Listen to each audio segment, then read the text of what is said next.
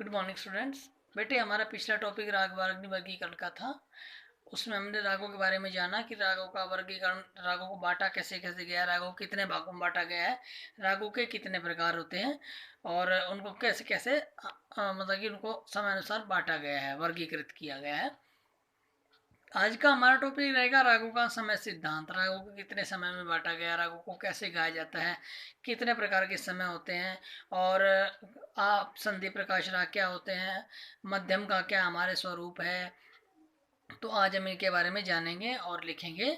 और पहले आपका हेडिंग बनेगा ऊपर मेन रागों का समय सिद्धांत।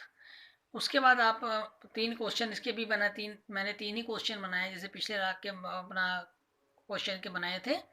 इस तीन क्वेश्चनों का एक निचोड़ है और ये इसका आंसर है। तो आप पहला क्वेश्चन बनाएंगे, आप संधि प्रकाश रागों के बारे में क्या जानते हैं। नंबर 2 बनेगा क्वेश्चन आपका, समय सिद्धांत में मां स्वर के महत्व का वर्णन कीजिए या आर्धव दशक स्वर का वर्णन कीजिए। नंबर 3 बनेगा आपका, हिंदुस्तानी संगीत में रागों के समय सिद्धांत का महत्व और पूर्ण विवरण दीजिए। मतलब कि हिंदुस्तानी संगीत में रागों के समय सिद्धांत का क्या मतलब है, इसका पूर्ण विवरण दीजिए। तो आपका उत्तर बनेगा, भारतीय रागों में यह विशेषता है कि गाने अथवा बजाने का एक निश्चित समय होता है। हमारा जो राग गाते बजाते हैं इनका एक समय निर्धारित होता है, उसी समय के अनुसार ही हम राग गाते हैं और उसी के अनुसार हम गाते बजाते भी हैं इस रागों को। अपने निश्चित समय पर ही प्रत्येक राग आकर्षक और मधुर होता है। बेटे अगर हम राग को उनके समय के अकॉर्डिंग नहीं गाएंगे तो वो सुंदर नहीं लगेगा, सुनने वाले को अच्छा भी नहीं लगेगा और राग में जो मेन चीज़ होती है मिठास, वो चीज़ नहीं बन पाएगी। अपने निश्चित समय के अतिरिक्त दूसरे स्थान पर दूसरे समय में राग गाने या बजाने से उसका आकर्षण कम हो जाता है। अगर हम राग को उसके समय के अनुसार नहीं गाएंगे तो उसका आकर्षण, जो गाने से उसका आकर्षण बनता है वो कम हो जाएगा और अच्छा नहीं लगेगा सुनने वाले को। पुराने लोग यहाँ तक भी कहते हैं कि निश्चित समय के अतिरिक्त अन्य समय पर रागों को गाने से रागों को कष्ट होता है। मतलब कि हमारे पुराने संगीत विद्वान यहाँ तक भी कहते हैं कि अगर राग को हम उसके समय के अनुसार नहीं गाएंगे तो वो रागों को कष्ट होता है और वे गायक से अप्रसन्न हो जाते हैं और वे गाने वाले से अप्रसन्न हो जाते हैं। बहुत से राग ऐसे होते हैं जो किसी विशेष ऋतु में गाए बजाए जाते हैं। बहुत से हमारे राग ऐसे हैं जो किसी विशेष ऋतु में गाए बजाते हैं, जैसे हमारे मौसम के अकॉर्डिंग होते हैं, जैसे पतझड़ ऋतु, बसंत ऋतु, इनके अनुसार गाते बहते हैं। ऐसे रागों को मौसमी राग कहते हैं जो मौसम के अनुसार गाए बजाए जाए। इन रागों को गाने के लिए आकर्षण हमेशा बना रहता है, जिससे जब ये राग गाए जाते हैं तो आकर्षण वैसे बना रहता है कि बहुत सुंदर राग है और सुनने में भी अच्छा लगता है।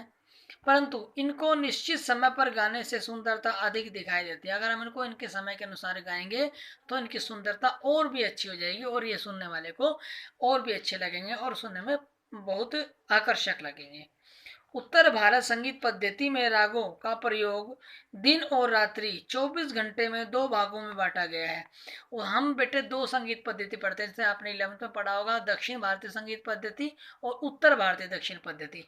तो हम लोग जो संगीत पद्धति पढ़ते हैं हम उत्तर भारत संगीत पद्धति पढ़ते हैं। तो उत्तर भारतीय संगीत पद्धति के अनुसार हमारे संगीत को समय को दो दो दो विभागों में बांटा गया है। 24 घंटे में दो भागों में बांटा गया, 12-12 घंटे के दो भाग बनाए गए, एक भाग 12 घंटे का, दूसरा फिर 12 घंटे का भाग बनाया गया है।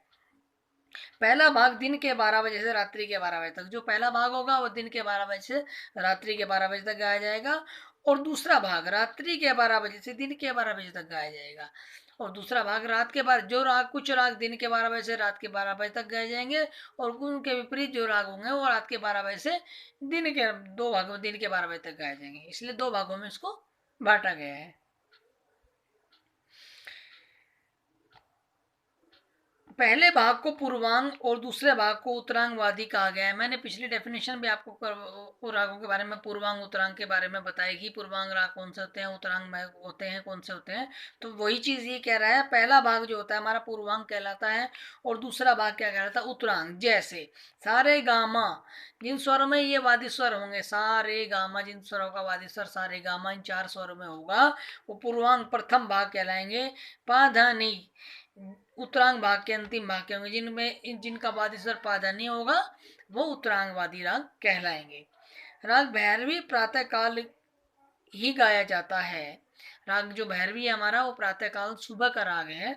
और मालकोस राग रात्रि और में गाया जाता है।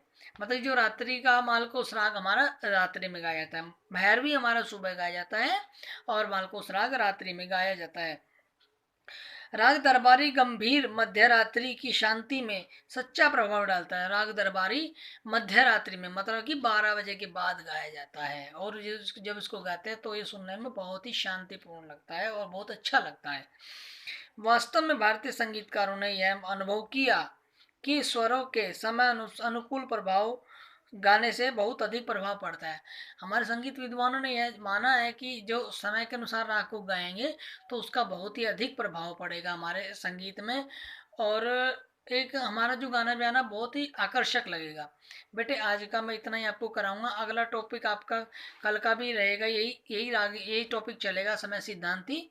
उसमें हम पूर्वांग उत्तरांग रागों के नियम करेंगे, संधि प्रकाश करेंगे, रेधा वाले राग करेंगे और रेधा कोमल स्वर वाले राग करेंगे। इनकी डेफिनेशन के बारे में जानेंगे। तो उम्मीद करता हूँ आपको अच्छे से समझ में आया होगा। Thank you.